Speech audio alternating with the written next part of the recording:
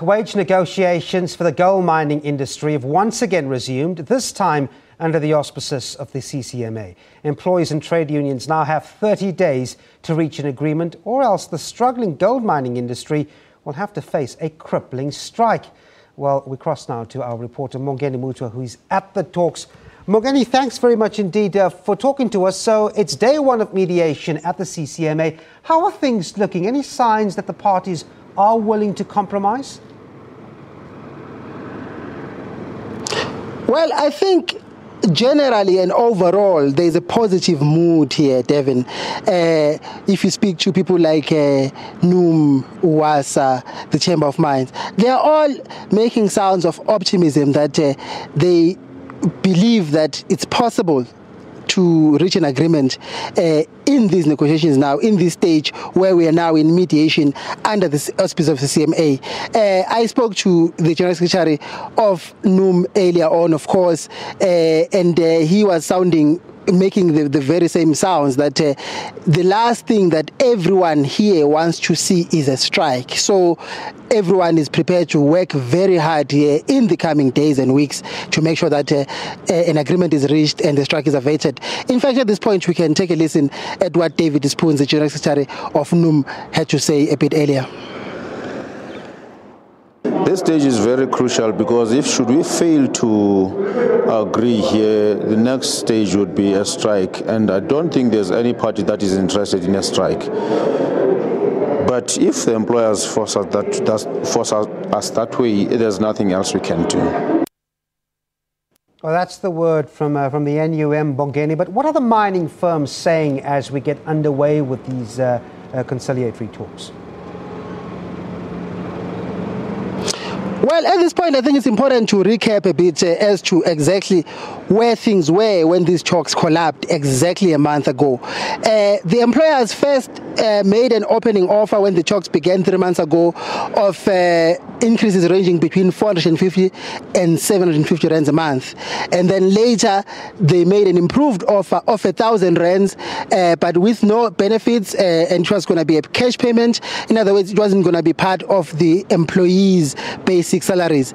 That was rejected by the NUM on the basis that that offer did not attract benefits. AMCU also rejected it, saying it was simply too low. Solidarity accepted it, and UWASA also accepted it in principle. So now the question is, in the month that has passed since the talks collapsed, are the employers prepared to actually relook at their offer to try and meet the unions halfway? That's exactly the question I posed to Dr. Elise Stridom, the chief negotiator for the mining companies, and this is exactly what she had to say on this question. We have tried to repackage our final offer. Initially, we said 1,000 Rand increase for the categories 4 to 8 with no benefits. That is what we could afford.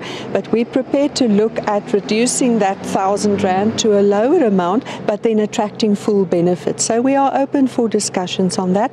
But for 1,000 Rand plus on top of that, benefits, it's simply not affordable. It would really undermine the sustainability of the industry. And of course, then there's the other key player, AMCU, which is traditionally known to have a more hardline stance. What's their take on these negotiations as it stands? Well, I must tell you before I answer your question that I've been reliably informed that 2 of the companies, of course, they're the smaller ones, Harmony, and another company called Pan-African Resources. They're a marginal miner. They've got one operation at Ivanda in Mpumalanga province, employing around 2,000 people. I'm reliably informed that informally, these companies have increased their offer. At the time that the negotiations collapsed, Harmony was sitting at around 500 rands, and Pan-African Resources was around there. Apparently, they've indicated informally that they are prepared to increase that offer. Also, that offer that they're prepared to make will attract benefits. So there's an indication that things are moving in that direction. The companies will table a new offer which will attract benefits. AMCU becomes a wild card in that regard, because if that happens, NUM is likely to accept. Already UWASA has accepted in principle and solidarity.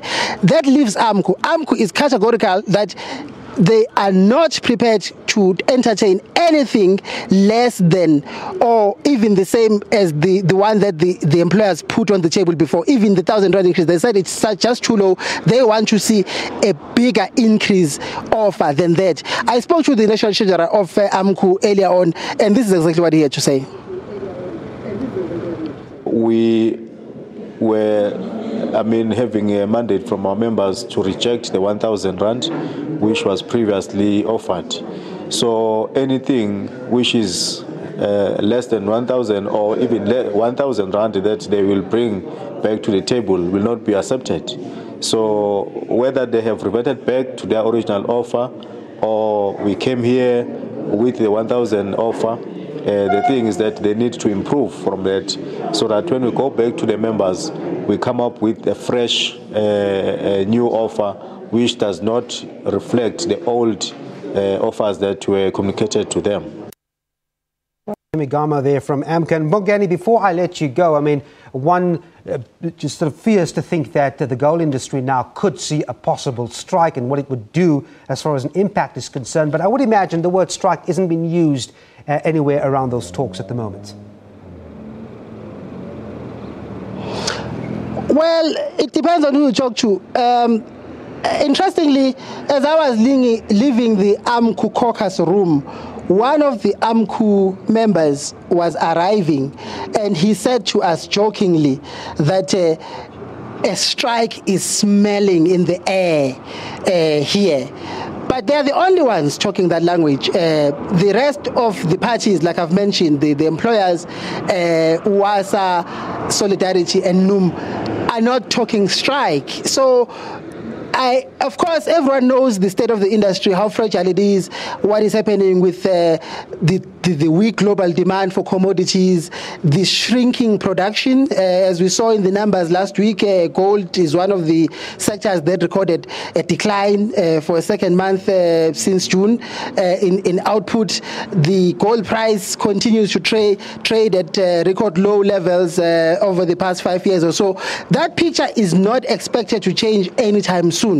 The industry cannot afford a strike at this point. It will be massively damaging. And also it's worth mentioning that what is happening in the mining industry is not a concern just for the mining industry. It's a concern for the whole economy, because the economy works like a chain. If one thing happens in one part of the economy, it affects the rest of the economy. So it's really a concern for everyone what happens with this negotiation, whether there is a strike eventually or not. But at this point, the feeling is the majority of the parties here seem to be prepared to work very hard to make sure that a strike is averted. Devin. Well, thanks very much indeed. At the gold sector wage talks with the CCMA, Mbongeni Mutwa.